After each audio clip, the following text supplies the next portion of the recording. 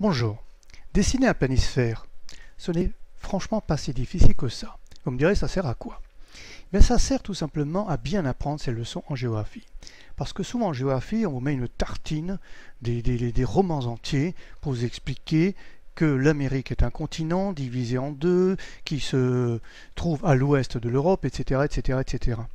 Il est beaucoup plus simple souvent de faire un tout petit schéma et de dessiner les choses, notamment où se trouvent les montagnes rocheuses aux États-Unis, en Amérique du Nord. Et bien, avec un petit schéma, c'est vite fait. Donc souvent, dans des exercices ou dans des leçons, on parle du monde entier, donc il faut un planisphère. Alors pour le dessiner, vous allez voir, c'est pas très difficile. Deux boutons. On apprend. Ici, on va mémoriser la manière de dessiner, s'entraîner. On s'entraîne. Alors le mieux, évidemment, ce serait de le faire sur un portable. Sur un téléphone portable, vous ennuyez chez le médecin, parce que vous attendez, bien sûr, et vous êtes un peu angoissé, eh bien, vous dessinez, vous redessinez avec votre doigt. C'est la meilleure méthode. Vous pouvez le faire sur une tablette ou sur un écran tactile. À la souris, c'est possible, mais c'est moins efficace. Alors prenons d'abord le premier bouton, apprendre à dessiner, et voyons ce que ça donne. Nous y voilà. Alors qu'est-ce qu'on voit? Un écran avec une carte dite traditionnelle, un planisphère traditionnel. Vous pouvez le voir légèrement atténué, tout simplement parce qu'on va dessiner dessus. Et vous voyez des carreaux. Ce sont des carreaux de cahier, numérotés de 1 à 17, c'est la taille, et de A à K, vous pourriez d'ailleurs jouer à la bataille navale. Si vous tirez dans le D7, vous tombez quelque part entre le Maroc, l'Espagne ou le Portugal. Pas les Canaries, parce que c'est plus bas. Ce serait déjà dans le E7. Bien, une partie des Canaries d'ailleurs. Alors, c'est pas le but du jeu. Le but du jeu, c'est autre chose. Là-dessus, je vais vous dessiner quelques grandes lignes de force. J'appelle ça un arbre magique. C'est-à-dire qu'à partir de cet arbre sans feuilles, vous allez pouvoir créer votre planisphère. Alors, pour le moment, on n'avait rien à faire que de retenir, d'assimiler, de voir comment ça se construit. Vous avez un premier trait qui se trouve donc sur cette ligne, nombre de carreaux, comptez, un deuxième, un troisième, et ça continue, et ça continue, et ça continue toujours. Il en faut plusieurs, c'est comme un planisphère. Et voilà, nous avons fini, mais déjà, on commence à tracer le premier trait. En noir, ce sont les premiers traits que l'on trace, les traits de votre schéma, votre futur schéma. Regardez bien comment il se construit à partir de ce que j'appelle cet arbre magique. Tout ce qui est en noir, ce sera votre schéma. Donc regardez bien, on construit comme ça, on va par ici, on revient, et voilà, vous avez déjà l'Amérique du Nord. On attaque ici l'Eurasie, l'Afrique maintenant, on passe en Asie proprement dite, et on termine avec l'Australie, le Japon. Et voilà, tout est fait. Regardez, vous avez le planisphère qui est en dessous, je l'ai remis. Vous avez les lignes de force qui sont toujours apparentes en vert, et vous avez en noir votre schéma. Alors bien sûr, il est très schématique. On ne peut pas y voir un petit pays, la Bulgarie, aller la chercher. Ce n'est pas l'objet.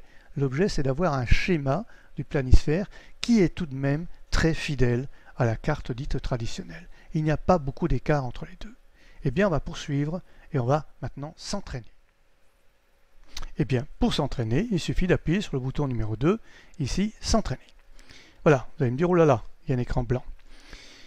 En temps normal, si vous n'aviez pas ce logiciel, vous devriez prendre une feuille de papier, bien sûr à carreaux, pour pouvoir le reproduire, et commencer une fois, 2 fois, 10 fois, 50 fois, et au bout de la 100e fois, croyez-moi que ça va tout seul. Peut-être que une trentaine de fois suffira. Pour mes élèves, au bout de 20 fois, ils savaient déjà le faire. Bien, alors, ce logiciel va vous éviter de prendre autant de feuilles, de vous énerver. Ça sert à quoi? D'abord, vous pouvez faire apparaître la grille. Voilà. Si vous sentez capable, vous pouvez sur cette grille tracer. Alors bien sûr, vous connaissez, on épaissit, on prend un trait droit, voilà, etc. Vous connaissez ça. On efface le trait parce qu'il n'est pas bon. Vous connaissez les outils de dessin. Je veux commencer simplement, je ne sais pas faire. Je prends le schéma, sur la grille, je prends une couleur rouge ou bleue, au choix. Pourquoi rouge ou bleu? Parce que noir, c'est déjà noir. Donc si je repasse du noir sur le noir, je ne verrai rien. Je prends au moins 6, 7, voire 8 pour être plus gros que le trait ici. Et je commence à tracer avec mon doigt. Voilà. La souris, c'est pas l'idéal.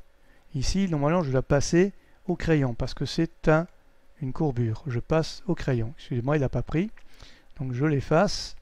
Voilà, c'est le crayon. Il faut que la petite flèche verte ici montre que c'est bien actif. Je passe au crayon. Voilà, avec le doigt c'est beaucoup plus facile. Comme c'est un trait droit, je reprends un trait droit. Voilà, je continue et j'essaie d'être assez fidèle à mes traits. Voilà. Croyez-moi, si vous avez fait ça une vingtaine de fois, même les yeux fermés, vous saurez le faire. Ça, c'est une première étape. En admettant que ce soit déjà bien ancré, vous pouvez passer à une autre étape. L'étape sans schéma, mais avec la carte. Là, vous pouvez le faire avec la carte. Pareil, à vous de voir, ce ne sera pas ici, ce sera ici quelque part. À vous de voir. Je peux aussi prendre les lignes de force, mes fameuses lignes que j'avais tout à l'heure. Donc là, je m'aperçois que c'était pas bon, ça a certainement montré ici. Voilà.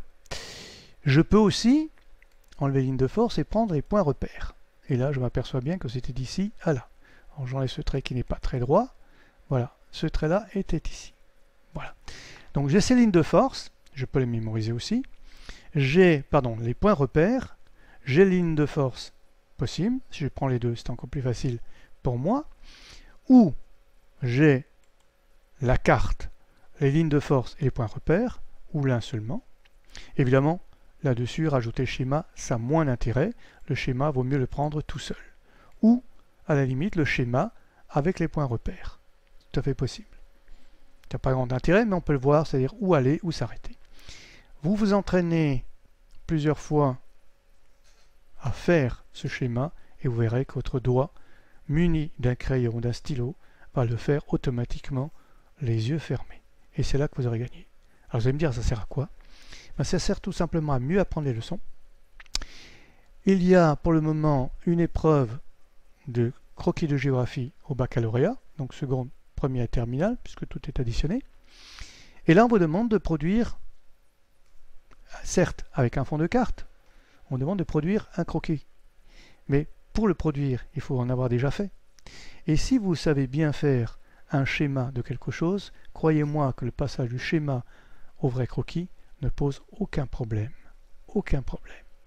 Et de plus, vous aurez aussi, dans votre cursus scolaire et voire universitaire, à produire de l'écrit, qu'on appelle des compositions ou peu importe, ou des études documents, dans lesquels il serait parfois intéressant, et même surtout très payant, de glisser un petit schéma en explication de ce que vous venez de décrire. Et comme disait Napoléon lui-même, un bon schéma vaut mieux qu'un long discours.